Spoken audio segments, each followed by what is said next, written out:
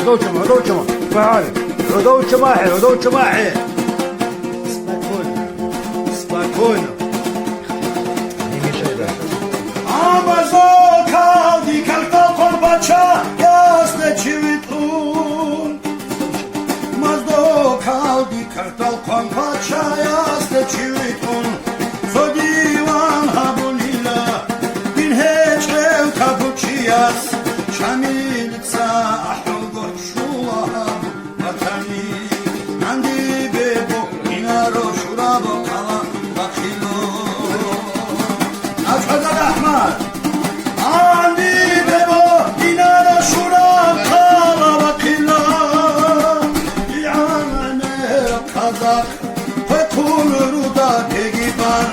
Rakuşan el-Dulil Arada bir kiraçun Zodisan el-Dulil Kumpara bir kiraçun Vihtu şani namazun Şeredanistan avne Rakuşan katibu gotlu Şakuri bakulun Boyar zabi çoçola Ruh sohbet kurala Boyar zabi çoçola Ruh sohbet kurala Boyar zabi çoçola Ruh sohbet kurala Fatmade boklararo Ruh hayab ahlu gohta Bişurak duruhun coşiri joyitan Kilo Paralı canaza Bazda hakto Bekino lugo Ruzman kolka filavde Sa'ar hugo inavde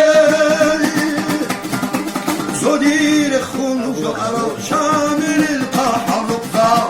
Qahilata ve yalde buha Bize arno Anjey ude Ulilal udoru butlu Bikavrun Eşlerin şulak ulgo Şvanini kapuru zavake Okula sen. Udor çaya